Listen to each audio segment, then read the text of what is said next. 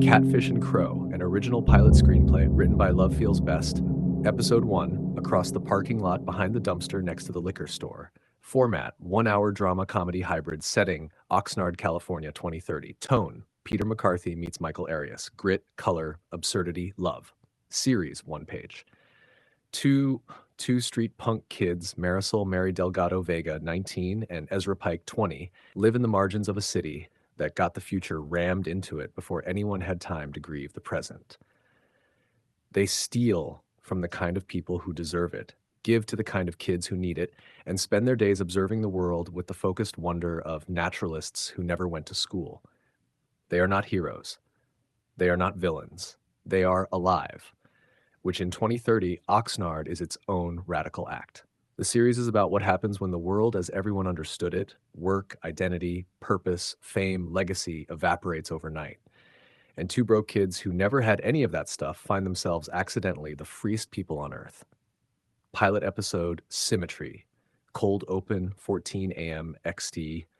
Oxnard Channel District, dawn, running 2030. The harbor is still the harbor, but above it, everything has changed. Delivery drones move in migration patterns like starlings doing murmurations. Thousands of them, wheeling and splitting, eerily beautiful. No cars on the streets, cargo bikes, electric boards, people in exo-assist frames walking their dogs. The visual language is Tokyo layered on top of a Mexican border town layered on top of a comic book. Colors too saturated to be entirely real. Graffiti everywhere, not vandalism, art. The city is a canvas that got away from the painters. And two figures are running. Marisol Mari Delgado Vega, 19, short, brown, built like someone who does parkour because she enjoys it and not because she's in a movie.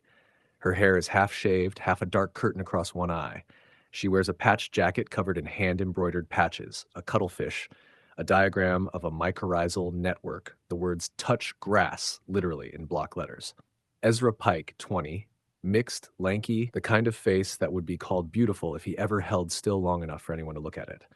He carries a backpack against his chest, hugging it like it's a baby. His shoes are falling apart. He doesn't care. They are sprinting down a concrete channel bike path, and behind them, Decker, late 30s, neck tattoos, the slightly too symmetrical face of someone who has been using, is closing the distance. He is fast, faster than he should be. His cheekbones are almost architectural. His jaw is a piece of furniture. His skin is flawless. He looks like someone ran a Photoshop filter on a human being. He is not supposed to look like that. And they know it.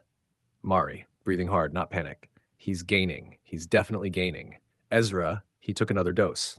Look at him. His face.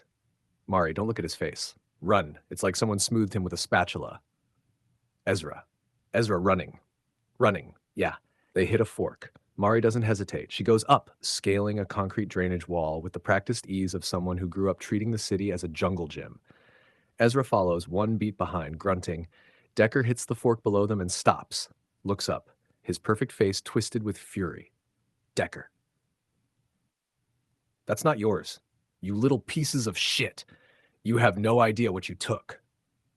Mari from above. We know exactly what we took, you pharmaceutical piece of garbage. Decker, I will find you. I will find both of you.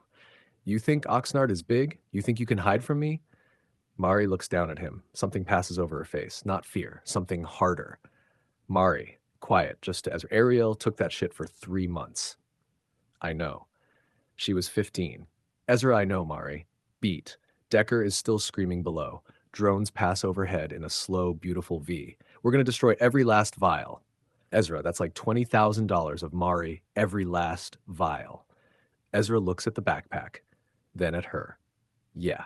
Okay. He pulls out one small glass vial from the pack, holds it up to catch the early morning light. Inside, the liquid is faintly iridescent, almost pretty, the kind of thing that gets you killed. You're a fucked up little thing. You know that? He puts it back. Title card, hand spray painted across the screen, 2 colors, Catfish and Crow underneath, smaller, like a tag someone left as an afterthought. A day in the life. Act 1, the morning shift. Time clock, 8:02 a.m. XD. Oxnard, abandoned Amtrak station, continuous. The old train station is occupied now, not by trains which haven't run here in 6 years, but by a loose community of people who live in the spaces between official things. Artists, the unhoused, people who opted out, people who got opted out of. Hand-painted murals cover every surface. On the far eastern wall, in clean, careful letters, someone has written, "Love feels best." Mari and Ezra walk past it. Ezra slows. Ezra, hold on. He stops in front of it, just looks. Mari, we've seen it before. Ezra, I know, but every time it hits different. It's 3 words. So's God is love. And look what that allegedly did. Mari rolls her eyes, but she stops too. Looks at it. It's like it doesn't let you argue with it. Ezra, because you can't argue with it. That's what makes it magic. Like you could say love feels complicated or love feels scary, and you'd be right, sure. But you'd also be right that it feels best. Both things. You can't knock it down. Mari, it's talismanic. Yeah. Like if you say it enough, it actually does something to the air. Beat. Okay, Shaman, we need to ditch this stuff and get to the Commodore before Senora Fuentes runs out of tamales. Esda looking at a wall. Love feels best. Mari walking. Oh my God. 8:31 a.m. in Comedor Fuentes. Morning, a tiny neighborhood restaurant operating out of what used to be someone's garage. Run by Senora Fuentes, 68, who has the energy of a woman who has survived several governments and intends to survive several more. At a back table, Jerome Rome Baptiste, 22. He's reading something on a small flexible screen, rolled up like a scroll. He's slight, close-cropped hair, careful in his movements. He has the kind of stillness that comes from having thought very hard about things for a very long time. Mari and Ezra slide into seats across from him. Rome, you're late. We were being chased. Again, Decker. Rome looks up now. You went after Decker's stash? Today? I told you his rotation changed. Ariel's been dead for 3 weeks, Rome. That lands. Rome sets down his scroll. How much did you get? All of it. His whole morning supply. Rome. That is genuinely insane. Mari, he's selling Symmetrine to middle schoolers. Someone made the argument to me, I think it was you actually, that the dose for adult bodies gets metabolized differently in kids still going through puberty. Their bone structure is still forming. You take Symmetrine at 15 and your face grows around it. I did say that. I also said don't do anything stupid until Ariel was my best friend. Silence. Senora Fuentes places tamales in front of them without being asked. She pats Mari's hand once and says nothing. Ezra, to Rome, what are you reading? Rome, picking up scroll. Megan's latest quarterly filing. They disclosed Symmetrine as a metabolic stabilizer component in a cholesterol medication called Lipovance. Totally legal. The FDA approved Lipovance. Mari, gah. So Megan gets to sell a black market beauty drug by hiding it in a cholesterol pill. Rome, and then Decker and people like him extract and resell the active compound because they have chemistry degrees and no legitimate employment because 3 AI platforms ate the pharmaceutical industry's lab research jobs in 2027. Beat. Ezra. The sense of self people had tied to their work just dissolved. And now we're in this transitional phase where everyone's just lost. That's one way to put it. My dad had this whole thing, like he was a drafter, an architectural drafter. That was his identity. He'd introduce himself at parties, I'm a drafter. And then Autodesk released their full AI suite, and literally overnight, the whole profession gone. And he didn't know who he was anymore. He still doesn't. He sits in the apartment watching AI-generated movies about a man who is a very skilled and respected drafter. Mari, mouthfully. That's heartbreaking. Ezra, he seems fine with it, honestly. Time clock. 9:15 a.m. Exteed, Oxnard Street, harbor adjacent, morning. The three of them walk. The city hums around them. A group of kids, maybe 8 or 9 years old, are sitting on a low wall watching something on a shared hollow projector. What they're watching? A movie. Hand-generated, AI-assisted, completely their own. A mashup, clearly. You can see elements of old anime, old indie film, old cartoons filtered through a child's aesthetic. See that? They made that themselves. Rome. You can do it in minutes now. You feed the system references, write a prompt, iterate. A 10-year-old made a full feature last month that got 12 million organic views. Mari Hollywood's been dead for what, 2 years now? Rome. Functionally, the studios are shells. They still release things, but nobody watches them. Why would you? You can make a movie that's exactly the kind of thing you want to watch. You can generate a film that's a cross between Floundering and Tecton in about 40 seconds. Ezra, someone did that. Rome, 17-year-old in Salinas, called it Black and John, got 8 million views in a week. Mari, those were good. The originals. Floundering, that John Boyes thing, that film made my mom feel less alone when she was our age. And Tecton, Ezra, the Wag loses himself without White. That's real. That's about how we need each other. Mari arts change shit. Like, genuinely. They change the actual course of human history, not in the way a war does, not in the way a law does, but slower and deeper. Marketing and advertising have done so much damage. They found out that negativity sells better than kindness, division makes people easier to control, fear keeps eyeballs better than hope, and it's art that's been running interference on that whole operation for centuries. A painting, a film, a song that makes you feel less alone, that is a counterattack. That's a weapon going in the other direction. Rome. That's why the AI content revolution is actually interesting. Everyone's making their own thing. No algorithm deciding what you should feel. A beat as a delivery drone passes overhead, low, its rotors making a sound like a large insect. Ezra stops. Points up. Ezra, you know what's wild? Those drones. We look at them and they seem totally normal now, inevitable, like they've always been there and always will be. But drones as a consumer technology have existed for like 15 years. 15 years. Mari, where are you going with this? Ezra, I'm going here. The phone, the television, the car. We have this thing in our brains where whatever exists in our lifetime feels permanent, like it's been there forever and it'll be there forever. But cars were only a dominant technology for like, what, 120 years? Phones, the smartphone, barely 20 years at peak saturation before the foldable holographic thing. CDs lasted like 15 years before they were dead. VHS, dead. The Telegraph, the Pony Express, entire industries, entire identities built around them. Gone, forgotten, not a trace except in history books nobody reads. Rome, your point being? Ezra, my point being, everything we've attached our identity to, our jobs, our devices, our cultural touchstones, most of it will be completely unrecognizable in 50 years. We are not the permanent state of anything. We're a blip. Mari, that's either very freeing or very terrifying. Ezra, both. Simultaneously, which is also, I think, the correct response to being alive. Rome opens his mouth to respond and someone runs past them fast, nearly knocking Ezra over. And Ezra looks down. The backpack is gone. Time clock 9:28 a.m. XT, Oxnard, Market Street, Chase number 2.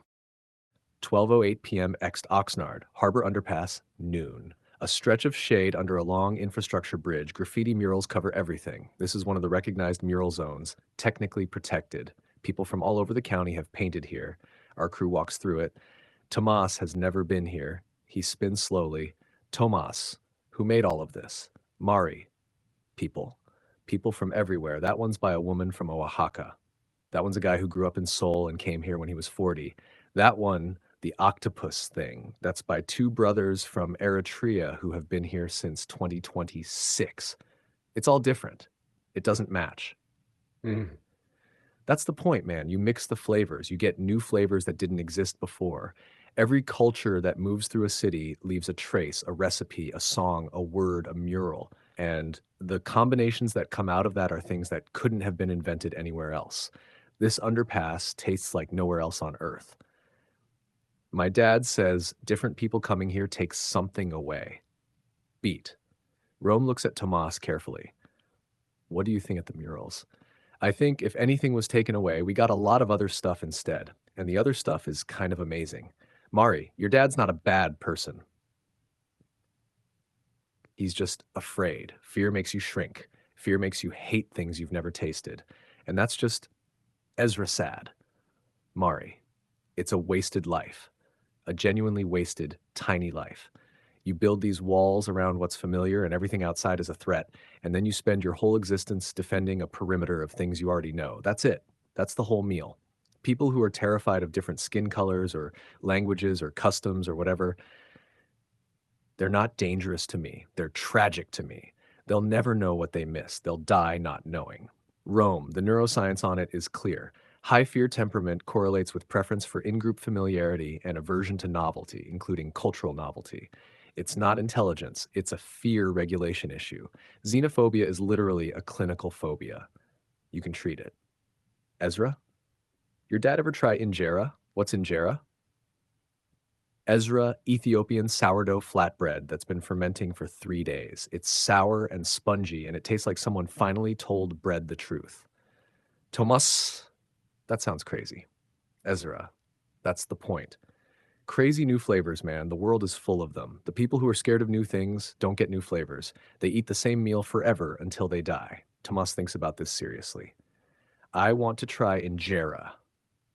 Good. There's a place on C Street. Time clock. 12:44 p.m. ext Oxnard, Market Street. The robbery. It happens fast. Two guys, late teens, early 20s. They come from an alley. One has a printed polymer blade, common, cheap, disposable. The other has a look in his eye that says today has already been bad and he's decided to make it someone else's problem. Guy number one, bag, phone, whatever you got. Ezra holds the cat slightly tighter. He looks at Mari. Mari's face does a rapid calculation.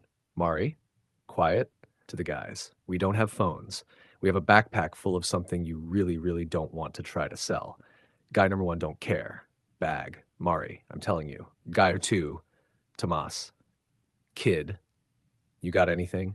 Tomas, to his credit, does not look scared. He looks annoyed. Tomas, I ate all my food. Guy number two blinks. This half second of confusion is all Mari needs. She steps, turns, and in a sequence that looks more like modern dance than fighting, redirects guy number one's knife arm, takes his balance, and puts him into the wall, controlled.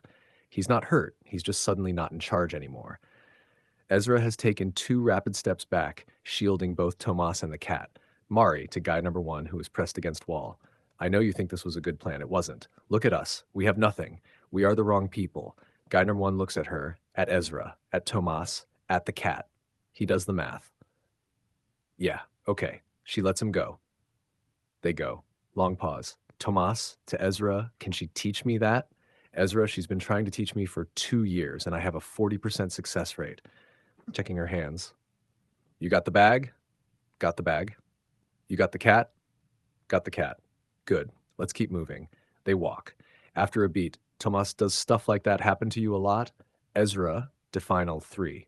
The bureaucracy of being alive. 1:55 p.m. XT, Oxnard, near Transit Hub. The arrest, a security drone, city contracted, not police, because Oxnard privatized its ground patrol services in 2028, descends on them. The drone is followed by 2 compliance officers in soft armor. They have the slightly embarrassed look of people who know their job title is stupid. Compliance officer number 1, ID scan required. There's been a report of a disturbance on Market Street. Mary, we witnessed the disturbance. Compliance officer 2, scan required. Rome, don't fight this. Just scan. Don't fight this. Don't fight that. When do we, Rome, when we choose to, not when we're cornered. She scans, Ezra scans, Rome scans, Tomas scans. One of the compliance officers looks at their tablet. His face does a thing. Compliance officer number 1, Marisol Delgado Vega, you have 2 outstanding citations. Unlicensed vending in a designated commercial zone. Mari, that was tamales. And trespassing at the Gonzalez industrial site in March. Ezra, that was for the mural. Compliance officer number 1, I need you to come with us. More tamales. For the citations, you can dispute them. The process is straightforward. Mari, don't let them see the bag. I know. What's in the bag? The world holds its breath. Ezra, cat supplies. He holds up the cat. The compliance officer looks at the cat. The cat looks at the compliance officer with the flat evaluative stare of a being who has already formed an opinion, softening despite himself. Is that a stray? Ezra. She's very recently adopted. A beat. Officer number 2 reaches toward the cat. The cat, in a decision that saves everyone's afternoon, allows it. Number 2, she can come in and handle the citations. And compliance officer number 1, fine. Ma'am, if you'll come with us, your companions can wait in the hub. The citation process takes about 30 minutes. Mari, to Ezra, do not move. Do not talk to anyone. Do not let that cat out of your arms. Ezra, what do I do if Decker shows up? Beat. Mari, run. She goes. Time clock 2:12 p.m. XT. Oxnard Transit Hub waiting area. Ezra, Rome, and Tomas sit on a bench. The cat is on Ezra's lap. The transit hub is a busy, gorgeous mess. Murals, vendors with permits and without, the constant soft hum of electrical transit vehicles. A holographic newsfeed floats overhead. DreamWorks AI announces layoffs of remaining 200 human story employees. The model can now fully generate emotional narrative arcs. Stocks up 14%. Rome, there it is, the last domino. Ezra, you know what's wild? You know what's wild? In 2005, being a film writer was a stable career. Studios needed hundreds of writers. The story was that the internet would change everything but the writing, the human creativity that would always be Rome, and then it wasn't. Ezra, and then it wasn't. And the weird thing is, people still make stories. They make more stories, just none of them are for money anymore. Rome, the sense of self people had tied to work, the identity thing, it's real. Those writers aren't just unemployed, they don't know who they are anymore. I'm a writer, was the whole sentence, Tomas. My teacher says people used to define themselves by what they did all day. Rome. Most people still do, or try to. But what if what you do all day is watch AI movies about yourself? Beat. Ezra looks at Tomas. Ezra, Tomas, you might be smarter than everyone I know. From the bench across from them, an old man has been listening. He leans over. Old man. You know what I did? 40 years. I drove a cargo truck. Long haul. The whole country. I knew every stop. I knew which diners had the best pie in 11 states. I knew how to read weather on a highway 3 hours before it happened. Then the autonomous trucks came and nobody needed me to know those things anymore. He says it without bitterness, almost fondly, old man. But here's the thing, I still know which diners have good pie. He stands, tips an imaginary hat, and walks away. That's it. That's the whole thing. 2:45 p.m. In compliance office. Same time. Mari sits across from a compliance administrator, 40s, who has the face of someone who chose this job because it seemed stable, and now wonders. Administrator. The tamale citation was issued under the Commercial Zone Ordinance. You were operating a food enterprise. Mari, I was feeding children. Without a license in a designated Mari. The children didn't have licenses to be hungry either, but here we are. The administrator stops. Looks at her. I'm not trying to be difficult. I know you're doing your job. I know this office has a function and you are filling it and you didn't write the law. But can you look at me and tell me that the right outcome here is that I pay a fine for giving tamales to kids whose parents are working 3 jobs to cover rent that went up 40% in 2 years while their wages went up 0%? Because the system doesn't have the nerve to fight for the people doing the actual work? Long pause. I can defer both citations for 12 months pending a community service arrangement. Mari, what kind of community service? Flexible. Beat. Mari, can feeding kids count? Another long pause. I'll put community nutrition support. Time clock, 3:30 p.m. XT. Transit hub, reuniting. Mari comes out. Ezra stands when he sees her. The cat stands up on his chest. Mari, I'm free. Community service. I think I just turned feeding tamales into a legal activity through bureaucratic judo. That's the most you thing that's ever happened. She looks at the cat on his chest. We're keeping it. I already named her. Oh no. Mitosis. Why? Because she divided our life into before and after. Beat. To Rome. Did you know he was like this when you met him? Rome, I suspected. Act 4. The question of why they want everything. Time clock, 4:15 p.m. XT, Ventura Road, walking north, afternoon. The city gives way to something looser, a zone between urban and agricultural that has its own weird beauty. Old strawberry fields with new vertical farm towers rising from them. The Pacific haze to the west. They walk. It's been a long day. Tomas is flagging slightly but not complaining. Tomas, why do rich people want more money when they already have more than they could spend? Ezra looks at Rome. Ezra, great question. I'll go first. I think they just got addicted. Like, you get that dopamine hit from the number going up and then it becomes a game and the game doesn't have an endpoint, so you just keep playing. They're not even thinking about what the money is anymore. It's just a score. They're playing a video game and the score is in dollars. Rome, that's cute. Ezra, you have a better answer? Rome. The real answer is more uncomfortable. The people with the most, The actual billionaire class, the monopolists, the extraction machine operators, they're not addicted to money. Money is just a unit of control. What they're actually addicted to is the ability to determine outcomes, to decide what happens. When you have enough money, you can decide what laws get written, what gets built, who eats, what people believe. And there's a certain kind of brain that finds that intoxicating in a way that goes beyond reason or satisfaction. It's not about security, it's not about pleasure. It's about the feeling that reality itself is subject to their preferences. Silence. Tomas. That sounds like a villain. Rome, yes. But the thing is, they don't think they're a villain. They have entire philosophical frameworks justifying it. The market rewards efficiency. Wealth is a signal of value creation. I earned this, therefore I deserve the power that comes with it. The leap from I was good at making money to therefore I should determine the conditions of other people's lives is enormous and insane. But they make it every day without noticing. Ezra, what I want to know is why they even care about legacy. Like, Majin, they'll be in textbooks, sure, the Symmetrine scandal. But in 100 years, nobody will know who sat on their board. Nobody will know the names of the people who approved the distribution strategy. In 50 years, there will be maybe 3 people on Earth who know who Oprah was. Oprah, one of the most recognizable humans of her era. Gone. Mari, I read that today, almost nobody can name more than 2 or 3 astronauts. People who went to space, who did something that practically required superhuman achievement just to attempt. And in 30 years, they're footnotes. Ezra, so what makes a pharmaceutical billionaire think anyone will give a damn about their legacy? The idea that someone who built a company will be remembered and honored in 100 years, you'd have to have a genuinely deluded and colossal ego to even consider it a goal worth having.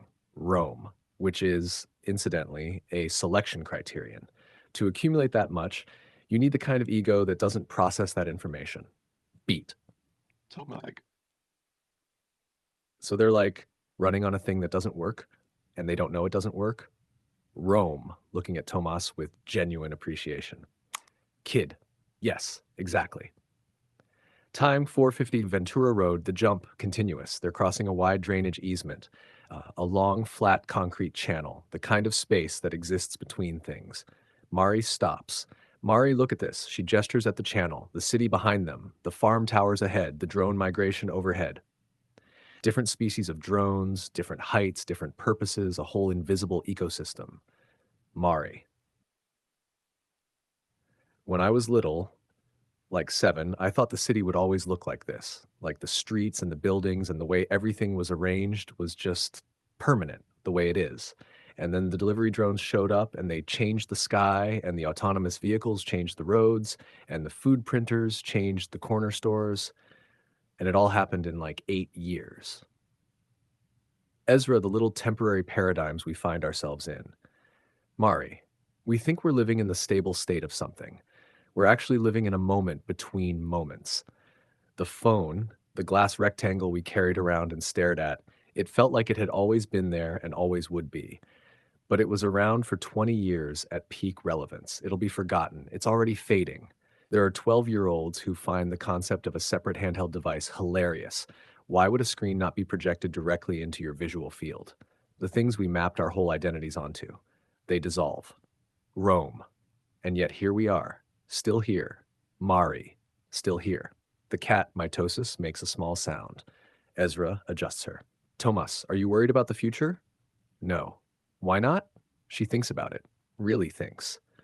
Because I've noticed something. Every single time something goes wrong, and today has been a genuinely spectacular sequence of things going wrong, it's also been something else. Getting chased by Decker was also figuring out the extent of the Symmetrine problem. Getting robbed was also meeting you. Getting arrested was also finding out you can turn tamales into community service. Everything that looks like a wall has a door in it if you refuse to stop moving. Tomas, my mom says something like that. She says, the door always opens inward. Beat. Murray, your mom sounds incredible. She's just tired. Tired and incredible aren't opposites. He thinks about that. Act 5, the golden rule and the fractal shape of everything. 5:30 p.m. 30 into Rome's Contacts Lab, Ventura, late afternoon. A converted warehouse space, half chemistry, half art studio. the kind of place that exists when a person has refused to let their life be one thing. Dr. Sam Okafor, 30s, the chemist. Rome's contact. They greet Rome with a shoulder bump that implies a long history. Sam is precise and quick and has the manner of someone who got very good at explaining things to people who didn't have the vocabulary and found it fun. Sam's history is mentioned in passing, woven in lightly. A previous life in a different gender, before the transition, before coming to California. It's not the point of Sam. It's not the story. It's a thread in the fabric. Sam has been here in this form long enough that it's just Sam. The body Sam was given didn't match the person Sam was. Sam Fix is noted in the same way you'd note that someone once lived in another city. Rome, Sam. It's the stuff we talked about. Ezra opens the backpack. Sam looks at the vials. Sam, symmetry and concentrate. Jesus. Where did you get Rome? Don't. Fair. Okay. I can neutralize it here tonight. The decomposition pathway is pretty clean. You end up with a couple of inert compounds and water. Mari, thank you. Sam. You know, people have been doing this forever, right? Standing between a predatory system and the people it's eating. Trans people have been doing it. Queer people. Immigrants, the marginalized. We've all been running this same play since before anyone was writing it down. The historical record is pretty clear. As long as there have been people who didn't fit the official categories, and they built communities and protected each other. Every generation, every era. Mari, it's a long tradition. It's the tradition. It's the best one we've got. Sam starts working, the others settle in. Tomas examines the lab. He finds a display on one wall, framed papers, diagrams, a connected web of ideas. What's all this? That's my obsession. I'm a chemist, right? Organic chemistry. But I got really interested in foraging patterns in mycelium networks, how fungal networks share resources and information. And the math of it, the fractal branching pattern, is identical to the math of how ideas spread in social networks, and also identical to the branching pattern of arterial systems and river deltas and lightning. And Thomas, it's the same thing. The principle is the same thing. The math describes the same optimization solution to the same problem. How do you efficiently distribute something across a network? And nature solved that problem once and then used the solution everywhere. Mycelium, blood vessels, rivers, social contagion, economic distribution networks. Ezra, it's fractal.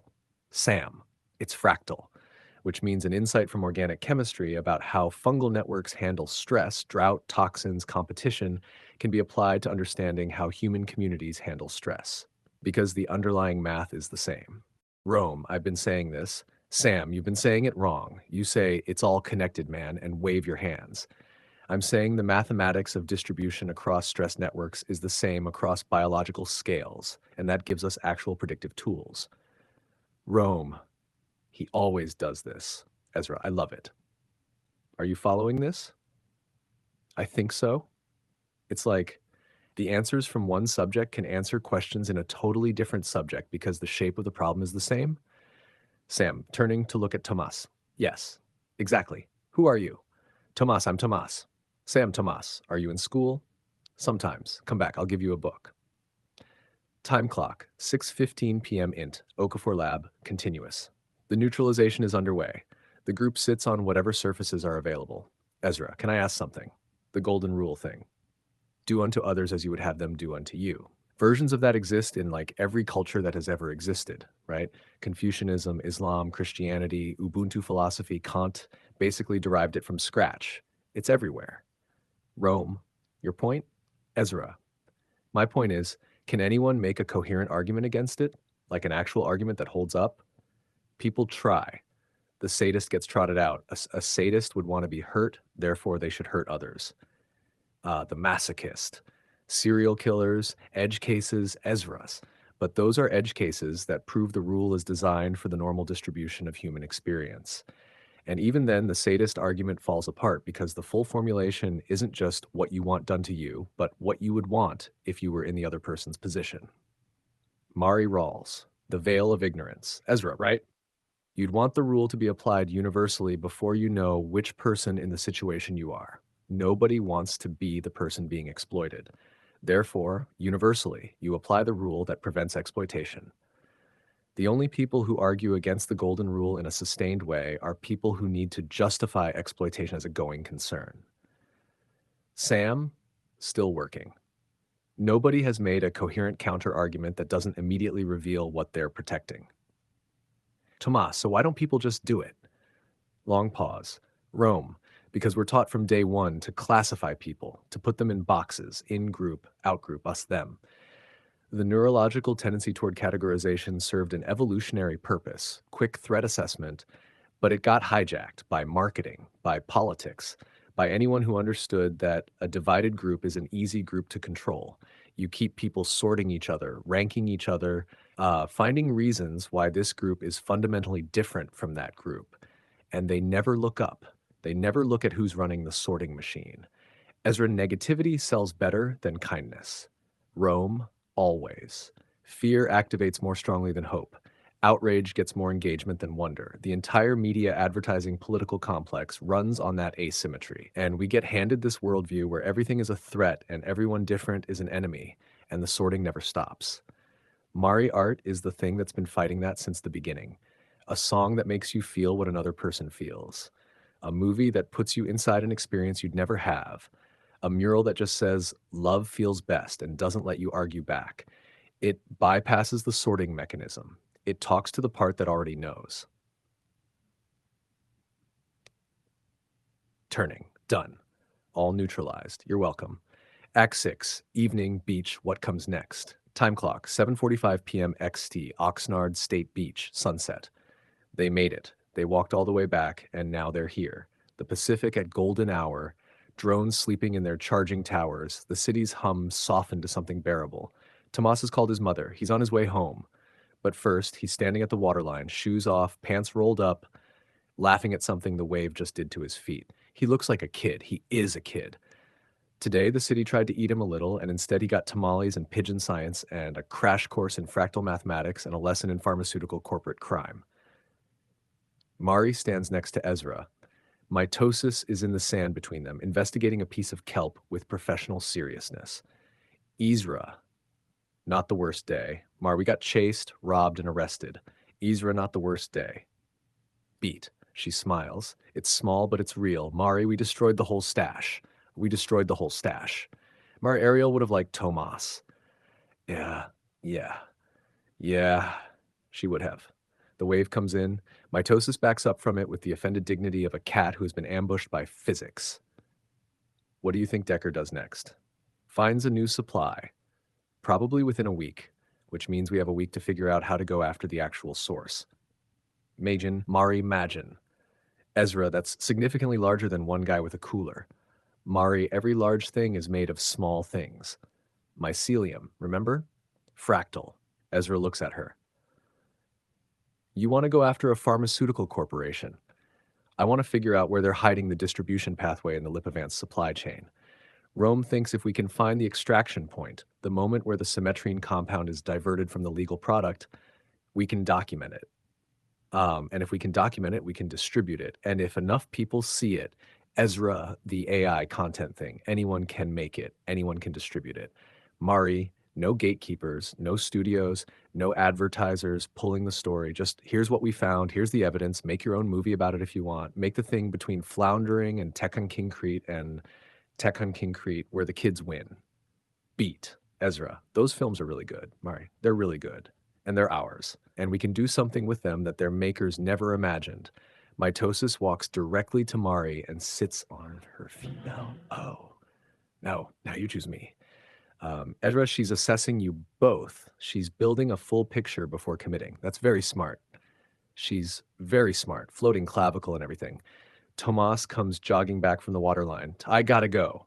My mom gets off in an hour and she said she'd make soup if I... Go. He starts to leave. Stops. Tomas, hey, can I come tomorrow? I know where the good dumpsters are. The bakery on Harbor throws out stuff that's still, it's good. It's just day old. Ezra, tomorrow, 7 a.m. Commodore Fuentes. We'll start from there. Yeah, okay. Yeah. He disappears up the beach path. Silence. Sea. Sky. Cat. You know what I've been thinking about? Mari, which of your 17 ongoing thoughts? The legacy thing. The way people worry about whether they'll be remembered, Mari, it's like from this moment, this is ours, this evening, this beach, this cat, the fact that we destroyed a backpack full of drugs that were killing kids. Nobody has to know. In 20 years, nobody will know or care. In 100 years, even if we burn down Magen and save 1,000 kids, even if we do something genuinely important, most humans ever born have done important things that got completely erased. Their names are gone. Their faces are gone. They just were. They had their beach at sunset. They had their moment, and that's enough. It has to be enough because it's all anyone ever actually gets. Mari is quiet for a long time. Mari, finally, I don't want to be remembered. Ezra, no, Mari, I want to be here. I want this to be as real and present and specific as it can be. This sand, this cold, this impossible cat with her floating clavicle sitting on my feet. This is it. This is the whole thing. Ezra exhales. Mitosis makes a sound, not a meow, a chirp. The sound cats make when they see a bird.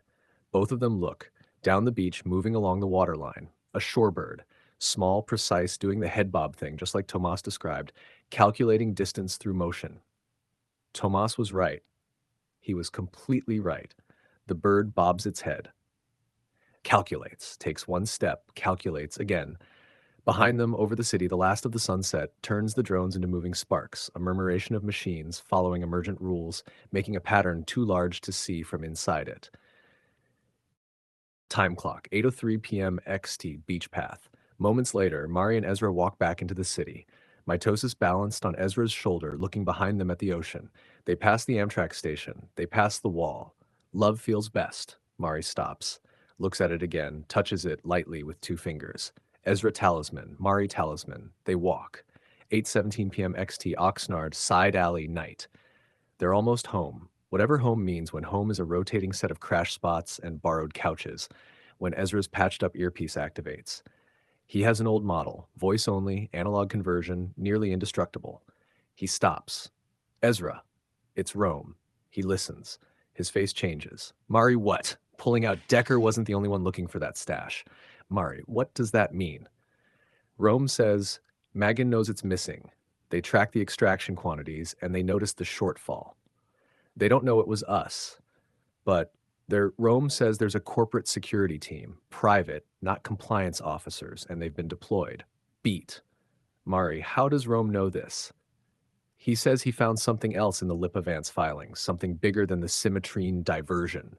Mari, how much bigger? Ezra looks at her. The cat on his shoulder looks at her. The city hums and sparks around them. He said to come now, and to bring the vials we gave Sam for neutralization. One of them wasn't symmetrine. Pause. Mari, what was it? He doesn't know yet. Sam's analyzing it, but he says the molecular structure is unlike anything registered in the pharmacological database. The city hums.